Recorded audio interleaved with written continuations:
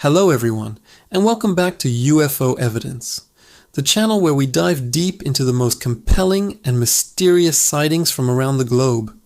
Today, we're embarking on a journey through history, examining some of the most credible and well-documented UFO encounters ever recorded.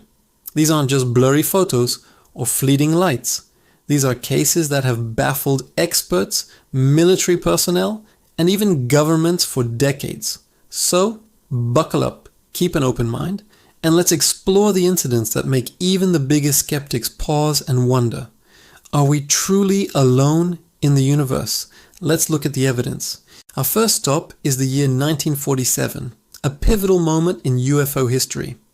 On June 24th, a private pilot named Kenneth Arnold was flying near Mount Rainier in Washington state. He reported seeing a string of 9 shiny, unidentified flying objects soaring past his plane at an incredible speed, which he estimated to be over 1,000 miles per hour. Arnold described their movement as being like a saucer if you skip it across water. The media latched onto this description, and the term flying saucer was born, forever entering our cultural lexicon.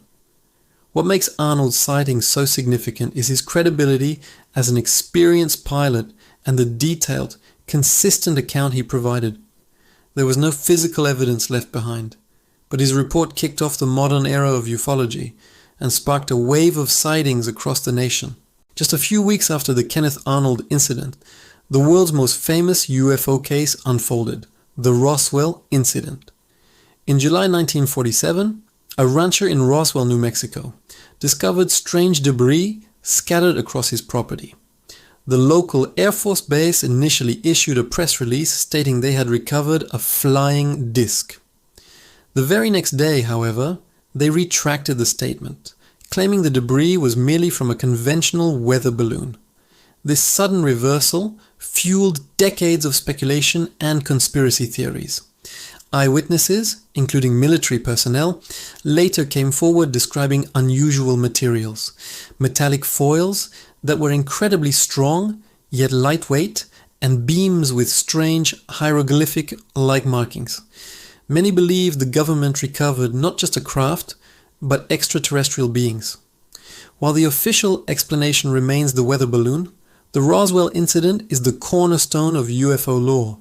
A case that refuses to fade away and continues to raise questions about what really happened in the New Mexico desert. Let's fast forward to 1966 and the Westall incident in Melbourne, Australia. This is one of the largest mass UFO sightings ever recorded. On April 6th, over 200 students and teachers at 2 different schools witnessed a grey, saucer-shaped craft silently hovering overhead before descending into a nearby field.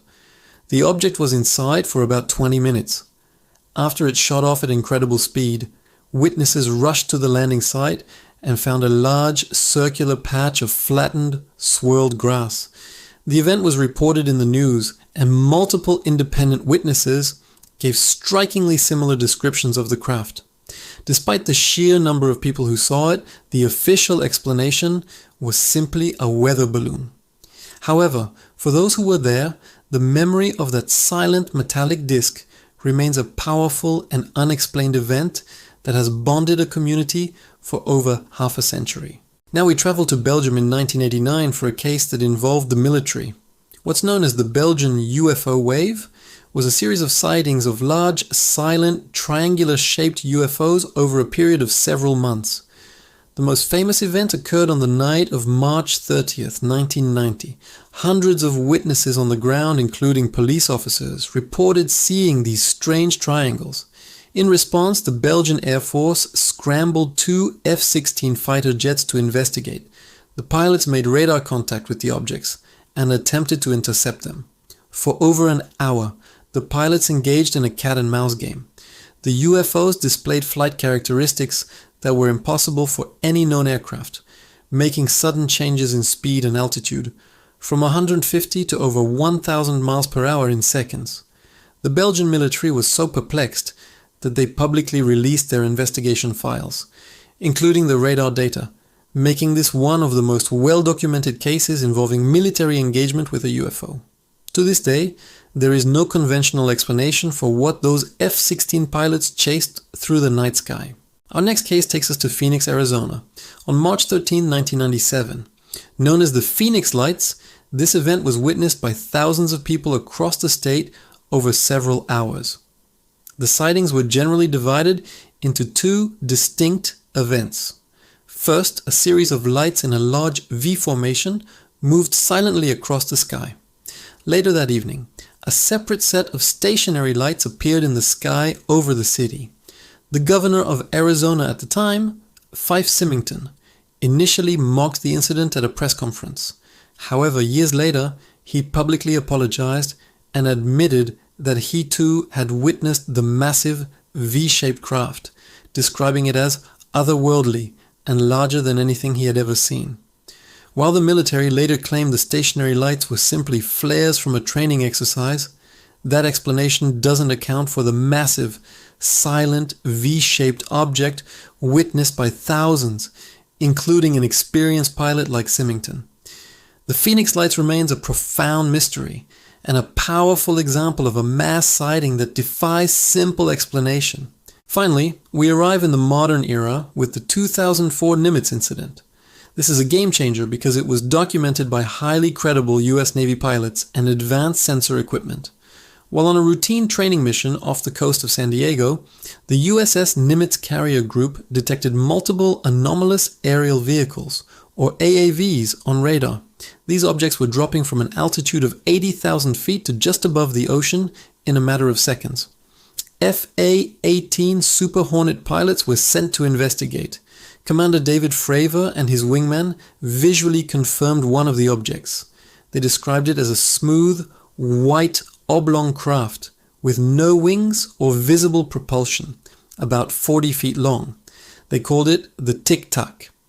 As Fravor descended to engage it, the object mirrored his movement, then accelerated at a speed that left the seasoned pilots in awe, disappearing in an instant. The entire encounter was captured on their FLIR camera, infrared video that was later declassified by the Pentagon. This incident, along with others, led to the US government officially acknowledging the existence of unidentified aerial phenomena, or UAPs, and admitting they have no idea what they are. From Kenneth Arnold's flying saucers to the Navy's Tic Tac, these cases represent just a fraction of the credible evidence that suggests we are being visited by something beyond our current understanding. These aren't just stories, they are documented events, witnessed by reliable people, and sometimes even tracked by our most advanced technology. They challenge our perception of reality and force us to ask the big questions. What are these objects? Where do they come from? And what do they want? The truth is, we don't have the answers yet. But with each new piece of evidence, each declassified report, we get one step closer to potentially solving the greatest mystery of our time. What do you think?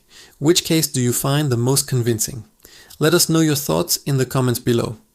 And if you enjoyed this deep dive into UFO history, make sure to hit that like button and subscribe to UFO Evidence for more investigations into the unknown. Thanks for watching, and we'll see you in the next video.